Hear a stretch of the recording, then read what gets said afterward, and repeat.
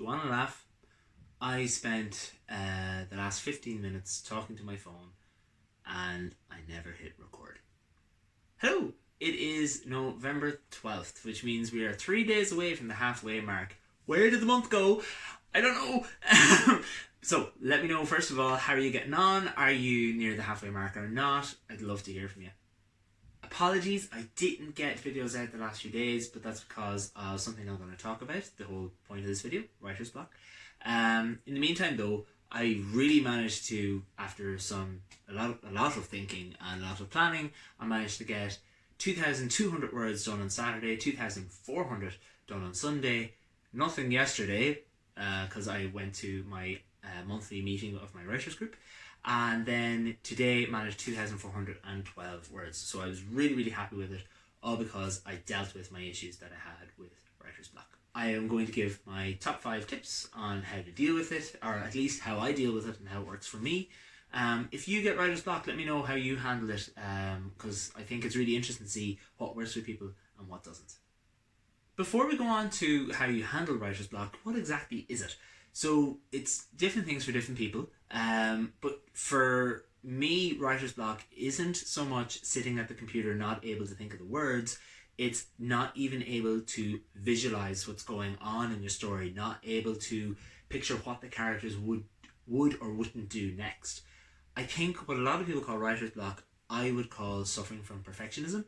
I think if you're too concentrated on getting the perfect sentence structure and deleting a sentence and writing it again and deleting it and then writing it again in a different way, I don't think that's writer's block. I think that is people getting in their own way. I think, as I said in a few videos now, the first draft for me is not getting it perfect. It's mining out that block of marble so that you can carve out the statue of David when you're ready to. So, tip number 1. I think the most important thing you can do when you have writer's block is to go for a walk. I know it sounds really minor, but it has always helped me. Just something about being sedentary for so long and then saying, nope, this is it, this isn't working for me, I'm getting up, I'm getting out, and just walking, getting your blood flowing, getting fresh air in your lungs. That's just something that really works for me. If it doesn't work for you, find another way to get your blood flowing by doing some exercise in your house. Maybe just get up and go away from the computer and do some of the chores that you've been leaving aside during NaNoWriMo. Just anything to get your heart rate up a little bit more than it would be just sitting down, I think always works. In fact, I love walking so much when I have writer's block. My original intention was to film this video while out on a walk, but then this happened. Sometimes taking a step back. I was so frustrated when I got home. I was like so proud of myself, and then looked at it and was like, oh God, I'm an idiot. So anyway, always find the silver linings. Dogs barking. Tip number 2, speaking of barking dogs, eliminate distractions. And that's what I have these for. I have noise cancelling headphones that I always put on when I'm writing. It just is something that works for me. I like to always put soundtracks from my favourite video games that I've played on when I'm writing, because video game music by its design is produced in such a way that it entertains but it doesn't distract. If video game music was too distracting, it would put people off when they're playing in terms of concentration and things like that. So I think it's a perfect accompaniment to writer's block, and I'll put a link in the thingamabob of my kind of top few favourites to listen to. If you aren't a video gamer, I really recommend them. Tip number 3 is to change your environment. Now this is going to go against what I'm going to talk about, how to prevent writer's block, but changing your environment can really help. So if you're sitting at the same desk every day and you're on day 4 and you haven't hit even 500 words in those 4 days combined, it could be the desk. I'm not superstitious at all, but it could be just because your mindset, you're connecting that desk with being unable to write. It's nice to trick your brain into something. In the same way that when you go and lie down in bed and the lights are off and the room is quiet, your brain is thinking, oh, well, it's time to go to sleep. And that's the process that starts. It's the same with writing. It's the same with all different activities. So sometimes it's nice to maybe just get up, move to a different table, bring your laptop to a cafe and bring your noise cancelling headphones, go to the library, anywhere. But if you change your location, you might be surprised at how more free you'll feel, and you might get a lot of words done. Tip number 4 is one of my personal favourites. make a list. Not just any list. Make a list of things that definitely won't happen next. If you're writing a romance and it's a sweet romance and everything is wonderful and the tension's really building, and then all of a sudden you can't think of why the two main love interests can't just get it together, then start coming up with a list of different ways for the world to end. Or if you're writing a sci-fi, come up with something completely different. A wizard did it. I don't know. But the point is, you're just by coming up with things that definitely won't happen, you're getting your creative juices flowing again.